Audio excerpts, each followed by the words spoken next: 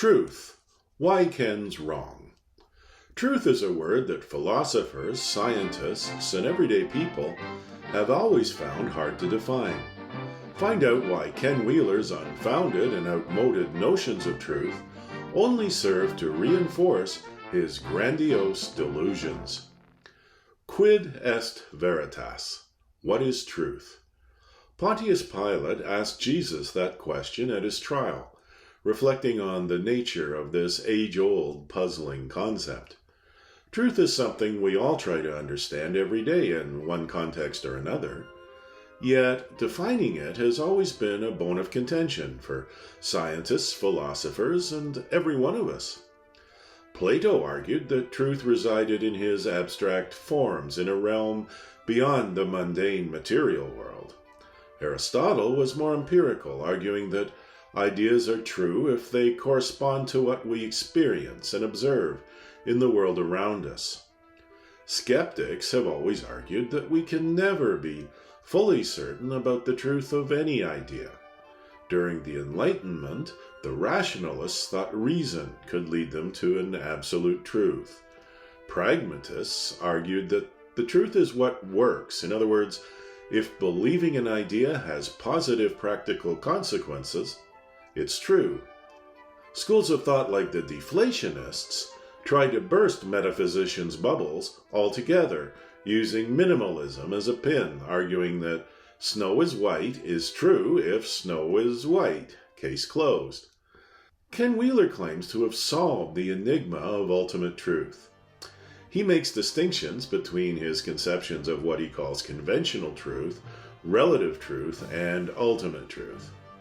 On many topics, this one included, the angry photographer tends to argue about words instead of ideas. Kentucky Ken tells his viewers that the Greek word aletheia and the Pali word avidya both mean truth. The Greek word for truth is etema, and the Pali word for truth is saka. False definitions are a bad start on a journey toward truth. Aletheia means unhidden, while avidya means ignorance. They're opposites, not synonyms. Next, the angry photographer takes advantage of expressions like true to one's word, or the line in the old Beatles song, love me do, I'll always be true. Still arguing about words instead of ideas, he mixes up true as in accurate with true as in loyal. Recently, the phrase true believer has come to mean someone who's fanatically attached to a belief system. Ken Wheeler is a living example. As we've noted elsewhere, the angry photographer is firmly committed to Team Plato and to his later commentators, the Neo-Platonists. Reflecting the rigid imperial class structure in which it arose, Neoplatonism described climbing a hierarchical ladder toward some vaguely defined absolute good or one. Supposedly, only those with enough knowledge or intellect could achieve proximity to the one, whatever that was. There's never been any proof that this absolute, or the invisible realms from which forms or ideas emanate, exist. Platonism often leads to a broader attitude called monism. That's a belief in the unity or oneness of absolutely anything and everything. Even Plato's student Aristotle refuted monism. He pointed to the multitude of distinct and individual items we see around us, each having unique properties and characteristics.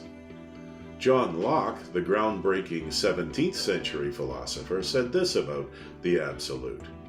We have no other idea of it but a complex one of existence, knowledge, power, happiness, etc., infinite and eternal, which are all distinct ideas, and some of them being relative are again compounded of others, all of which being, as has been shown, originally got from sensation and reflection. Renowned 20th century philosopher and logician Bertrand Russell also rejected monism, concluding, I share the common sense belief that there are many separate things, I do not regard the apparent multiplicity of the world as consisting merely in phases and unreal divisions of a single indivisible reality. Ken Wheeler devotes himself to loyalty over reason and remains true, as in loyal, to his cherished notions, no matter how often or how thoroughly experts demonstrate they're not true, as in accurate. There's another more troubling aspect of Ken Wheeler's notion of truth. He views proximity to the One as a kind of get-out-of-hell free card, referring to his life stance as amoral monism. The angry photographer goes so far as to declare that ethics and morality are the playthings of fools. Apparently, morality doesn't apply to more enlightened beings such as himself.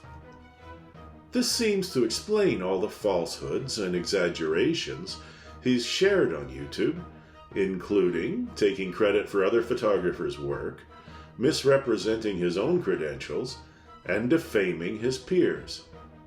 Apparently, he hasn't heard the Jewel song that asks, "Who will save your soul after the lies that you've told?" As Aristotle wrote about loyalty to schools of thought, "Plato is dear to me, but dearer still is truth." There may or may not be some absolute, permanent truth. Assuming there is, and that it's hidden, our understanding of it would improve over time as generations of philosophers toiled to raise Aletheia's veil a little higher. So even if absolute truth doesn't change over time, humanity's grasp of it does. Clinging to the obscure, obsolete thoughts of assorted dead Greeks is not the way to reveal truth, conventional, relative, ultimate, absolute, or otherwise. The more Ken Wheeler insists on confusing loyalty to comforting ideas with daring to know, with courage and curiosity, the further he drifts from wisdom and any glimmer of the truth. As Voltaire said, doubt is not a pleasant condition, but certainty is absurd.